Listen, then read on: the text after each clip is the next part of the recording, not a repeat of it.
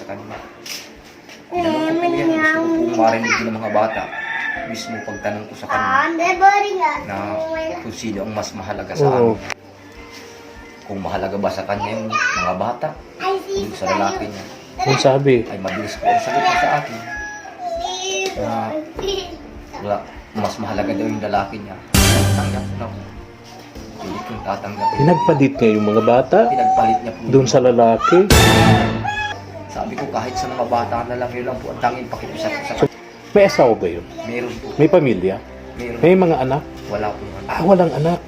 Asan yung asawa? Ay, hiniwalayan din po. Yung time din na po na yun, nung ako po'y magparaya.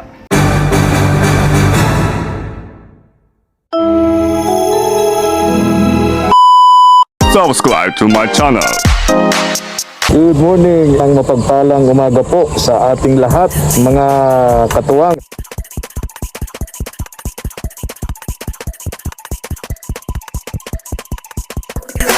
Tara po, salamat po. Si Mulong, mga katuwang. Ito yung nangihinayang ako rito, mga katuwang. Sira na wala nang gulong mga katuwang. Sayang, gamit sana niya ito sa pagtitinda-tinda, kaya lang wala na nga, sira na, pero maayos pa naman eh. Tingnan natin kung nandito si Mulong. Tao po. Uy, andito, mabuti andito ka. Kahapon andito ako diyan kay Tatay Tomas, hinanap kita. Tuloy po. Nasa ano ka daw? Buwan po. Nasa dagat ka kahapon. Oh, bless. Ayun, uy, talaga naman. Talaga na. Saan yung isa? Tulog po namin po sa tulog. kapatid ko po. Oh, okay. Kumusta ka? Ito po. Na, Sandali, ilagay ko ng microphone ito para malinaw yung usap natin. And nalungkot ako sa nabalitaan ko sa iyo, Mulong. Alam ko naman na napakasipag mong tao, hindi ka pabaya sa pamilya, hindi ka irresponsableng asawa. Pero talagang hindi perfecto ang pagsasama ng mag-asawa, no? May mga pagkakataong ganun talaga.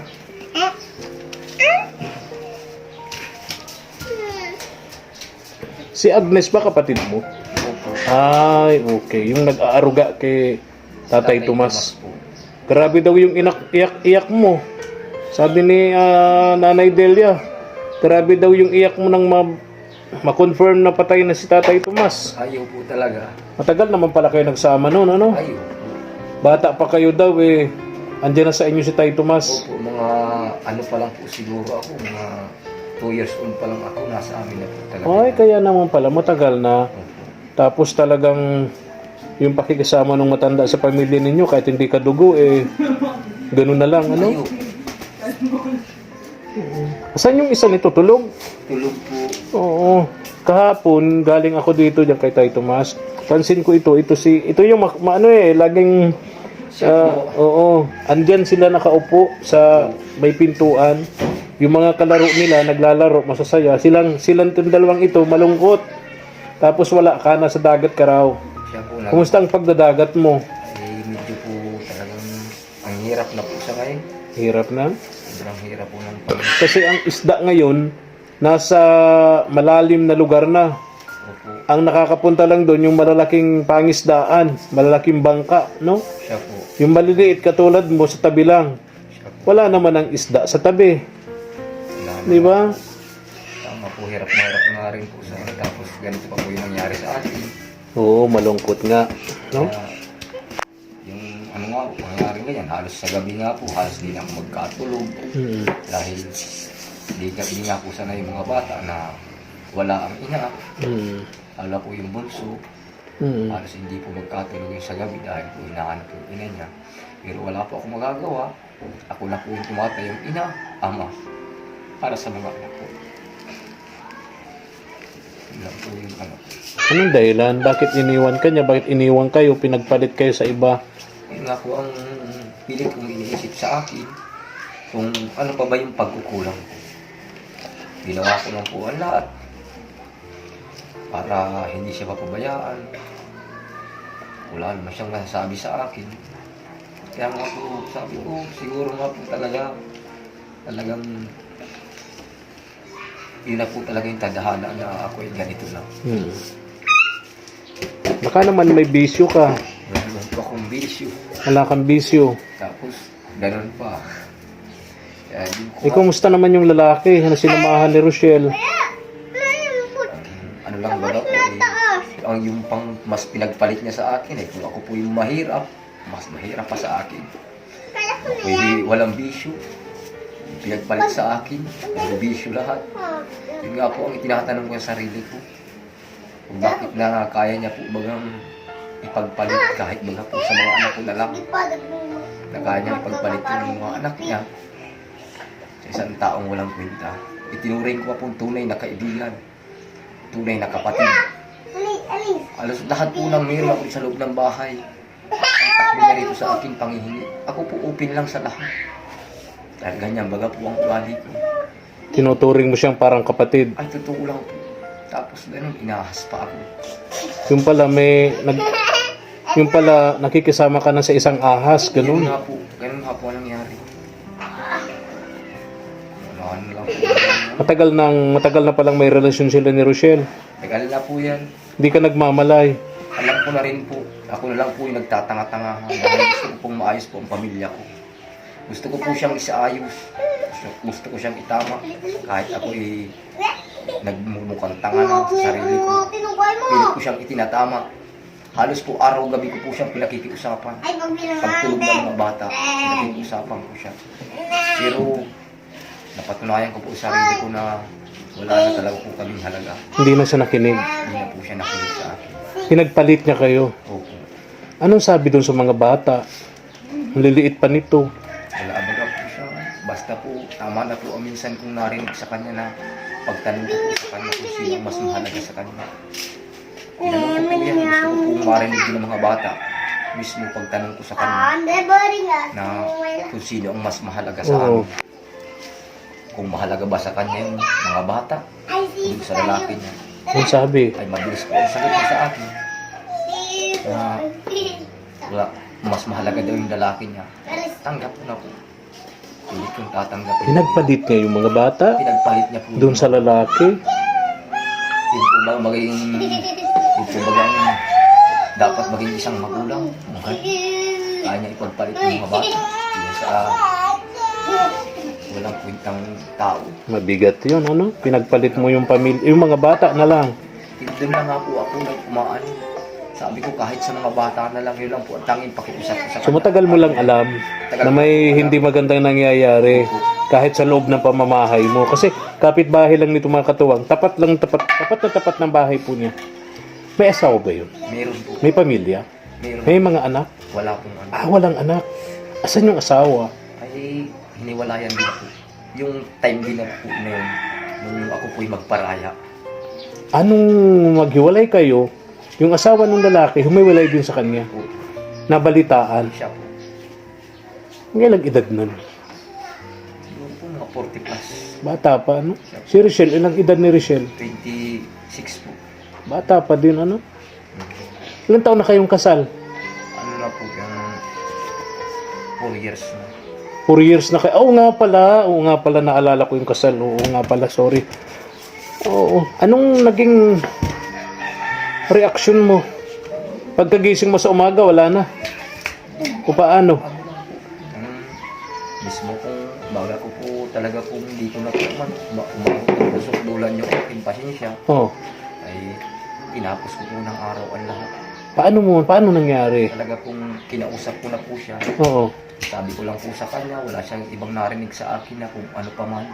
Walang sumbat. Ay wala. Wala ni katiting na kahit kurot. Wala, di man siya po sa akin nakatikim. Sa loob po ng 10 taon namin pagkasama, hindi po siya nakatikim sa akin ni Kurut. Kahit kurot. Opo. Sa kabila ng mga ginawa niya sa iyo. Opo, sa totoo lang. Nabalitaan ko pangalawang beses na pala niya itong ginawa. Opo. Ay, yung una. Yung una po, mismo ako rin po ang nakahuli. Pero pinatawad ko pa rin. Dahil ang pangako niya sa akin, magbabago na siya. Humingi siya ng kasal sa akin, ibinigay ko po. Dahil sabi niya, magbabago siya. Tapos, hindi ko alam pala po. lubos ako nagtiwalang uli. Binigay ko uli ang lahat. Tapos mas masakit pa pala yung ibibigay niya sa akin. Kaya siguro po talagang ano na po ako sa ngayon. Kumbaga, yun na yung kapalaran. Nandiyan na yan. Wala na tayong magagawa. Wala po kayang baguhin. Hindi, kumbaga, tanggapin mo ang katotohanan na hindi naging perfecto, hindi naging successful yung inyong relasyon. Andi na yan. So, concentrate ka na lang sa hanap buhay para sa 3 anak ninyo, ano? Doon lang nga po ako hugot ng lakas sa mga anak ko. Kapag uuwi ko, makikita ko po yung mga anak ko. Dahil pilit man po pigilin ang luha ko. Pero ang totoo po talaga, sobrang sakit na ipagpalit kami. Totoo lang po, sobra. Bilib ako sa iyo, umulong kasi Sobra po. kung iba-ibang lalaki, baka nagwala na yan, baka nanaga na yan. Marami akong nababalitaan, marami akong nakikitang ganyan, no? Pero ikaw, nagawa mong kontrolin ang iyong emosyon, yung galit mo, talagang nakontrol mo para sa mga anak mo. Opo. Makabilib ka, mulong. Hindi na po yung nasa isip ko lang. Malinaw ang iyong kaisipan sa kabila ng, imagine, 2 beses na palang nangyari, no? Kaya nga po ngayon, siguro, gusto ko naman po maiba naman yung hanap buhay ko. Kabila po lang, matagal na rin po ako nangingisda. Gusto ko naman maiba yung hanap buhay. Hindi mo pa ito namin! Siguro po yung bangka ko ngayon. Yung tabo ko lang doon na may bike. Nasa isip ko po ngayon, ipagbili ko na lang po. Bibili mo yung bangka. Kaya po, Anong gagawin mo dun sa pera? bibili ko na lang po ng kahit second hands na motor, kakabit ko po sa hulog. Second hand na scooter. Opo, yes po. Maingay, wag maingay. Ano'g maingay? Kakabit mo dito sa Sa hulog. padyak. Opo, para po kahit pa paano po, mabilis po ako makakapaghanap buhay. Mabilis rin po ako makakauwi para po matindi mga Oo, tama yun. Anong mga halimbawa, mabenta mo yung bangka mo, makabili ka ng second hand na scooter, yung motor na maliit lang, kakabit mo dito sa padyak mo, instead na bisikleta, motor. Opo. Anong ititinda mo halimbawa? Kahit baga po, mag-fishball na lang po ako. Oo. Marunong ka. Ay, maalam naman po ako. Dati mong ginagawa yan? Maalam naman po ako. Dati naman po ako nagtitinda po. Okay. At sa totoo lang po, nang hinayang po ako noon, doon sa huli kong bigay niyo sa amin, Mm. na sa kapital na yun. Oo. Dahil sa totoo lang po, ang lahat po ng pira ay hindi po nakaka sa akin na bilang po isang padre di pamilya. Wala niyo pa po si Milis noon. Sabi mo kay ate yung Hindi po ako nagtitira ni piso sa bulsa ko. Sa kanya po lahat? ng hanap ko, lahat ng pira, iniintriga ko po yan. Sa kanya lahat? Hindi po ako nagtitira ni piso po sa bulsa. Simula akong nag- So yung mga bigay ng sponsor noon, siya lahat ang mahawak noon. Siya lang lahat po yun. Hindi po ako naghahawak. Napupunta sa wala. Anong nangyayari doon? May bisyo ba si Rochelle? Hindi ko nga alam po, alam po ano nangyari po sa pera.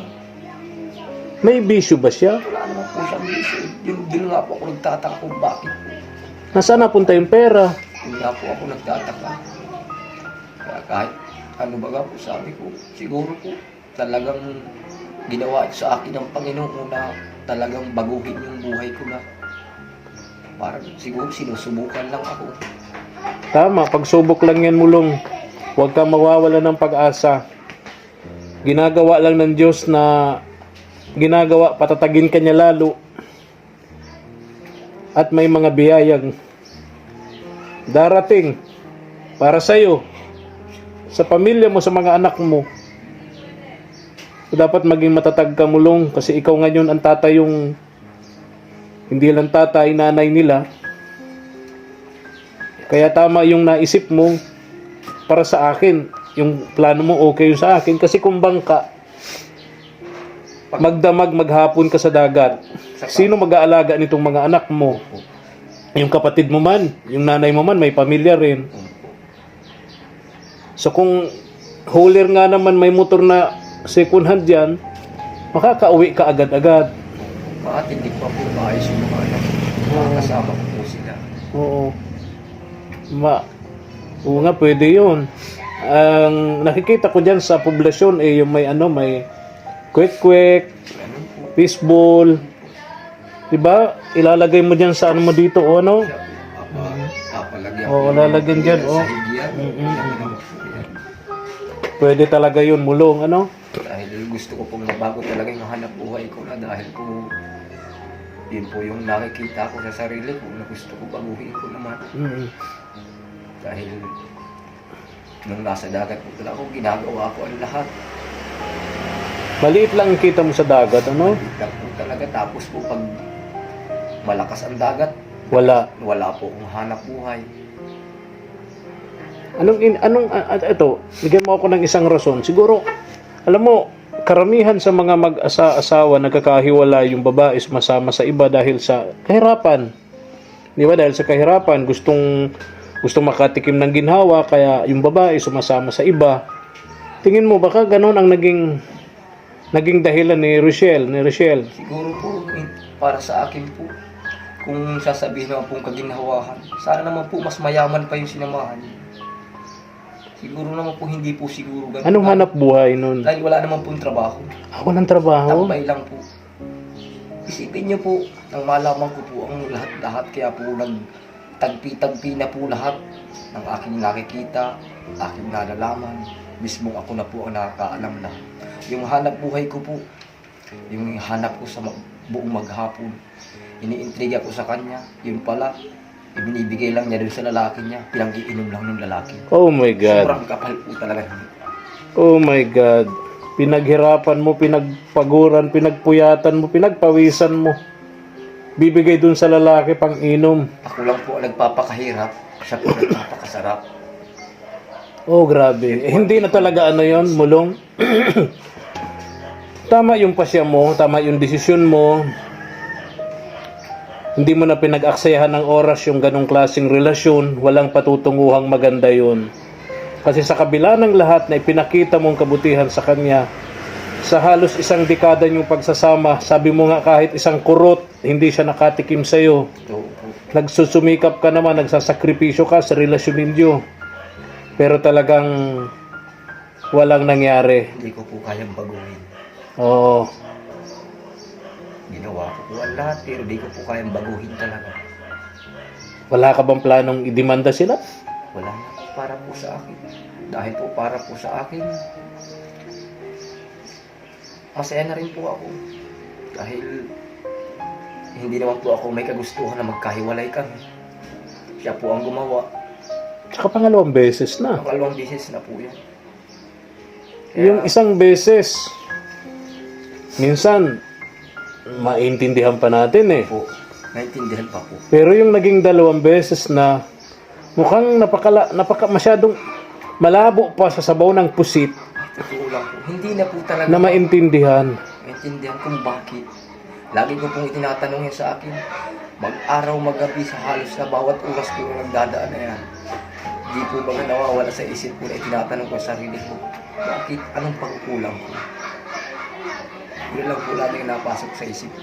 Alam mo, mulong, hindi siya deserving. Hindi siya yung babaeng deserving sa pagmamahal mo. Siguro nga po. Bata ka pa. Magsumikap ka, dumiskarte ka ng todo para sa mga anak mo. Malay mo, may ibigay sa iyo si Lord na deserving na mahalin mo at kilalaning nanay nitong mga anak mo. Para po sa ngayon, mas ang priority ko po talaga ngayon ang mga anak ko na po. Dahil yun na lang po talagang tanging kayamanan ko ang mga anak ko. Talagang yun lang po ang nasa isip ko lagi. Napakabuting ama mo. Napakabuting ama mo. Kaya nga po ako nagpapasalamat din po sa inyo din. Sa lahat po, nagpapasalamat ako. Dahil binibigyan po ninyo ako ng karagdagang tatag ng kalooban. Siya po. Magpakatatag ka. Alam ko, kaya mo yan. Siya po. Kasi ang istorya mo, mulong, katulad ng istorya ng tatay ko. Katulad yan ang istorya ng tatay ko, mulong. Kung nanonood man yung nanay ko ngayon, Kung nanonood man yung nanay ko ngayon, hindi niya ako masisisi na binanggit ko sa iyo. Yung istorya mo, yung kabaitan mo, kasipagan mo, yan yung tatay ko. Kaya po lahat ng... Kaya, pero yung tatay ko naging matatag. Itinaguyod niya kaming magkakapatid. Sa yung tumayong tatay at nanay namin.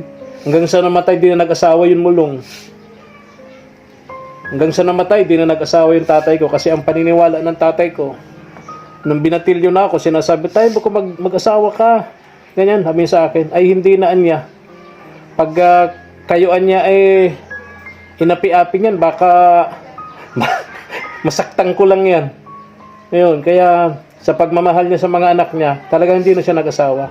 Tama ka. Pinili na lang niya yung kaming mga anak niya. Katulad ng sabi mo, Yun lang po. para sa mga anak mo na lang.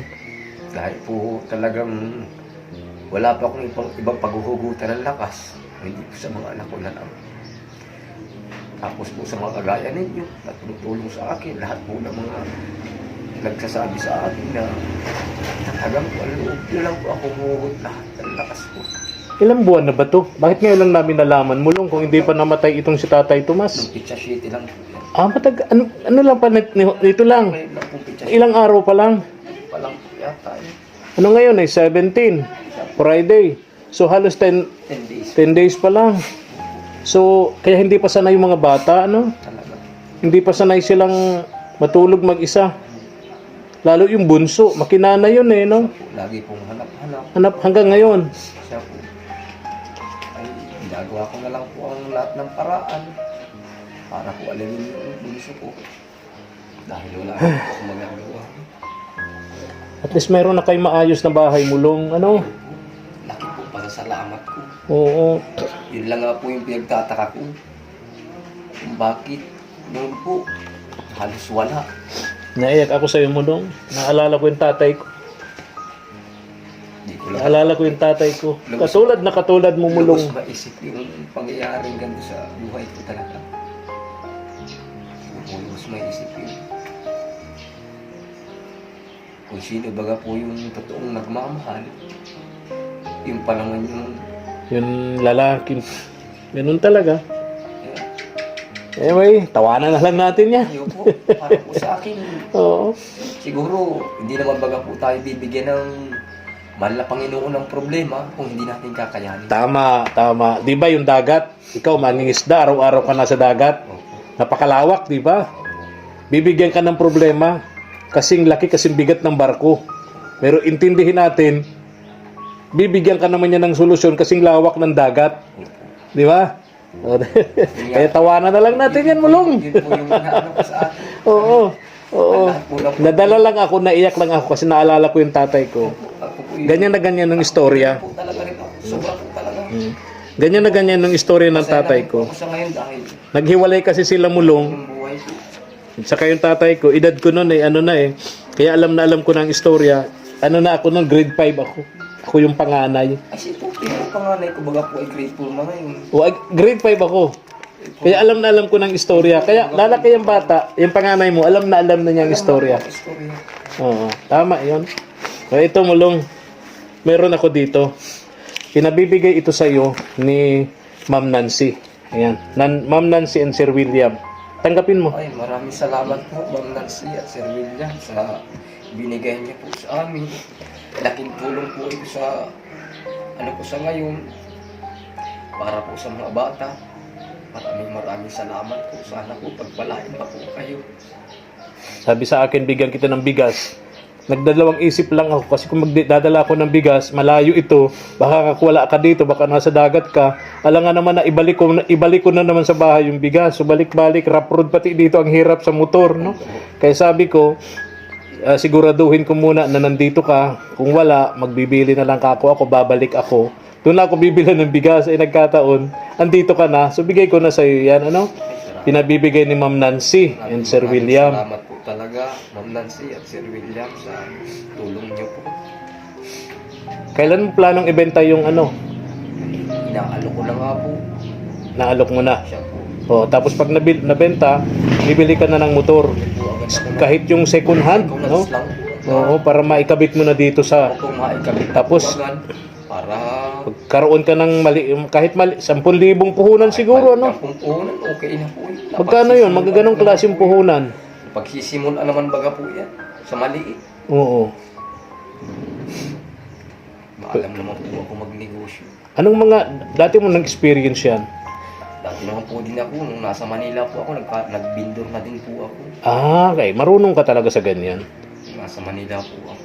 Nung binata pa po ako, nagtinda na rin po ako. Ang ganyan. Siya po. Okay. Sige, mulong ha. Pakatatag ka. Dapat maging matibay ka kasi ikaw yung bukod sa tatay, magiging nanay ka nila. Ikaw yung tatay at nanay ng mga anak mo ngayon, no? Yung si Richelle, hayaan mo na yon. Okay po. Hayaan mo na yon. Move on agad, no? Hindi siya ang babaeng deserving sa pagmamahal na ibinigay mo. Yun nga po yung nasa isip ko. Kaya sabi ko, siguro, sa akin na lang, sana maging masaya siya. Yun lang po para sa akin. Sana yung kung ako may pagkukulang pa, mapunan pa sa akin. Yun lang po yung sa akin. Tama yan. Dahil sino naman baga po ako na hindi magpatawad ng sa kanya, na sabihin magtanim ng sama ng loob. Hindi naman po ako ganun. Gusto ko po, maging maraya ang bawat isa. Tama Tama yun. sa akin. Babay na, ha? Ingat kayo, ingatan mo mga anak mo, ha? Sana maibenta mo na agad yung ano mo, bangka mo. Yun nga po yung Para makapagsimula ka na ng panibagong buhay mo. Para sa mga anak mo, ano? siya po.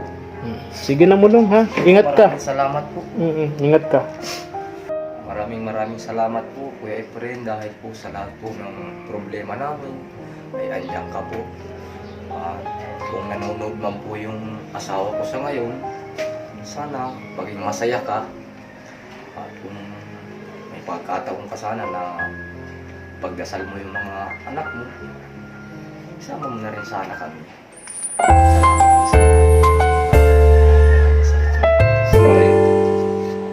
Thank you for watching.